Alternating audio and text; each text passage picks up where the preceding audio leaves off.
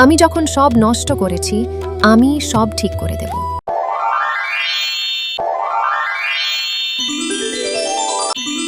ওদিকে টুকি উঠোনে ভিজছিল আর গান গাইছিল।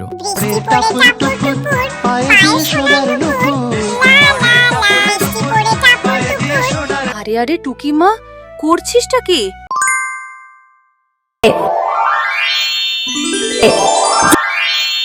বনের এক কোণে ছোট্ট পাখি টুনি তার জমি চাষ করার জন্য কঠোর পরিশ্রম করছিল। এমন সময় বনের কবুতর দাদা সেখান দিয়ে যাচ্ছিলেন। কিরে টুনি, এত সকাল সকাল জমি চাষ করছিস কেন? কি ফসল লাগাবি জমিতে? দাদা, এবার আমি আমার জমিতে উন্নত জাতের নীল স্ট্রবেরি চাষ করার সিদ্ধান্ত নিয়েছি। আমার কাছে খুব ভালো মানের বীজ আছে। খুব ভালো কথা ভেবেছিস বোন। সাধারণ লাল স্ট্রবেরির চেয়ে বাজারে নীল স্ট্রবেরির অনেক চাহিদা এবং এর স্বাদও অসাধারণ। আমার যদি তোর মতো একটা জমি থাকতো, আমিও চাষ করতাম। জমি চাষ শেষ করে টুনি মনে মনে ভাবল, এখন একটু বৃষ্টি হলে ভালো হতো। সে মোড়ল দাদার বাড়ি গিয়ে তার ট্র্যাক্টরটি ফেরত দিল। দাদা, তোমার ট্র্যাক্টরের কাজ শেষ। তোমাকে অনেক ধন্যবাদ দাদা, সঠিক সময়ে আমাকে সাহায্য করার জন্য। তোমার মতো ভালো মনের মোড়ল আর দুটো হয় না। হয়েছে টুনি, আর প্রশংসা করতে হবে না। আমি বনের সব পাখিদের এভাবেই সাহায্য করতে চাই। তোমার মনের আশা পূরণ হোক দাদা। আমি এবার চলি। পথে হঠাৎ বৃষ্টি নামলো। টুনি একটি গাছের নিচে দাঁড়িয়ে ভাবল তার ছোট মেয়ে টুকি বাড়িতে একা আছে। তাই সে মাথায় কচু পাতা দিয়ে বাড়ির দিকে রওনা দিল। ওদিকে টুকি উঠোনে ভিজছিল আর গান গাইছিল।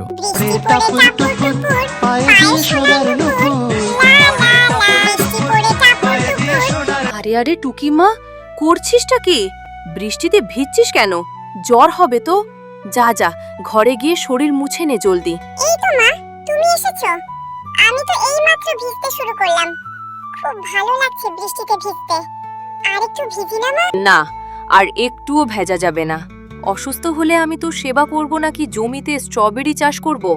যা মা, জলদি ঘরে যা। কয়েক মাস কেটে গেল।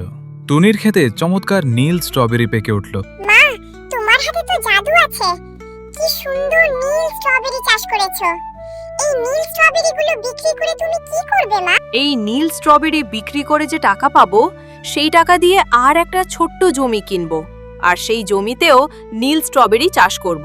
বুঝলি? হ্যাঁ মা, বুঝেছি।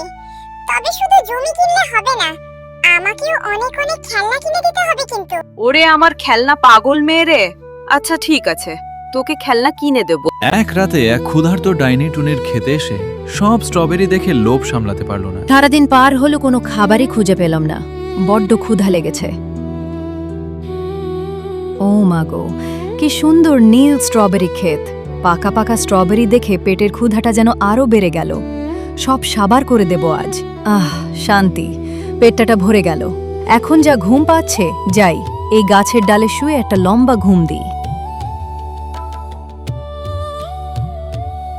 পরদিন সকালে টুনি ও টুকি খেতে এসে দেখে সব স্ট্রবেরি গায়েব। একই দেখছি আমি। আমার স্ট্রবেরি ক্ষেতের সব স্ট্রবেরি কোথায় গেল?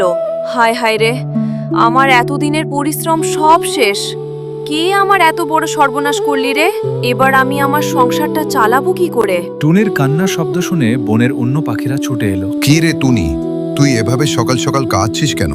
কি হয়েছে? দাদা গো, দেখো কোন চোর যেন আমার ক্ষেতের সব স্ট্রবেরি চুরি করে নিয়ে গিয়েছে। আহারে কি অবস্থা! বিধাতা যেন ওই চোরকে কঠোর শাস্তি দেয়।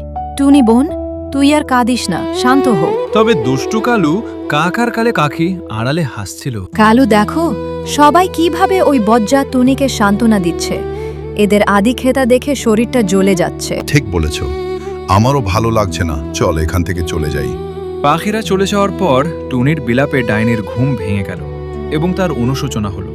কেরে সাত সকালে মোরা কান্না দিয়ে আমার ঘুম ভাঙালো। কে আমার এত বড় সর্বনাশ করলি রে? এবার আমি আমার সংসারটা চালাবো কি করে? আমি এক গরিব অভাবী পাখির ক্ষেতের সব স্ট্রবেরি খেয়ে ফেলেছি। ছি ছি ছি, আমার এমনটা করা উচিত হয়নি। আমি যখন সব নষ্ট করেছি, আমি সব ঠিক করে দেব।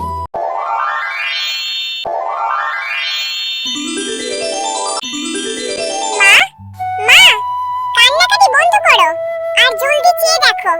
আমাদের স্ট্রবেরি ক্ষেত আগের মতো হয়ে গিয়েছে। নীল স্ট্রবেরিতে পুরো ক্ষেত ভরে গিয়েছে।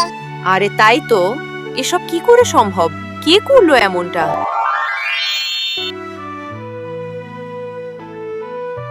আমি সব ঠিক করেছি, কে তুমি? আর তুমি সব ঠিক করে দিলে কেন? কারণ আমি রাতে ক্ষুধার জ্বালায় সব খেয়ে নষ্ট করেছিলাম। বোন, আমাকে ক্ষমা করো। তোমার যদি কিছু প্রয়োজন হয় তবে এই স্ট্রবেরির ক্ষতি আর কেউ করতে পারবে না। আমি সেই ব্যবস্থা করে দিয়েছি। আমি এবার চলি, তোরা ভালো থাকিস। ডাইনি দিদি, তোমাকে অনেক ধন্যবাদ। তবে একটা কথা, এভাবে না জেনে আর কারো ক্ষতি করো না। তোমার জাদু শক্তি দিয়ে খাবার তৈরি করে খেও। টুনি বাজারে স্ট্রবেরি বিক্রি করতে গেল। স্ট্রবেরি নিয়ে যাও, নীল স্ট্রবেরি, তাড়াতাড়ি এসো সবাই। স্ট্রবেরি নিয়ে যাও, স্ট্রবেরি, তাড়াতাড়ি এসো সবাই। কালু আর কাকুলি লোভী পরিকল্পনা করলো। কালু, তুমি শিওর তো যে এই স্ট্রবেরি চুরি করে বিক্রি করলে আমরা রাতারাতি ধনী হব? হ্যাঁ কাকুলি, হ্যাঁ, আমরা অনেক ধনী হব। তাহলে আর দেরি কিসের? চল স্ট্রবেরিগুলো তুলে বস্তায় ভরি। তারা চুরি করতে হাত দিতেই জাদুর প্রভাবে হাত আটকে গেল। কালু, এটা কি হলো? আমাদের হাত যে আটকে গেল। এবার আমরা এখান থেকে বাড়ি যাব কি করে? জানি না কাকুলি, জানি না। ওরে বাবারে, আমাদের বাঁচাও। সকালে টুনি খেতে এসে তাদের দেখতে পেল। কালু দাদা, কাকুলি দিদি, তোমরা এখানে কি করছো? পাশে দুটো বস্তা পড়ে আছে কেন?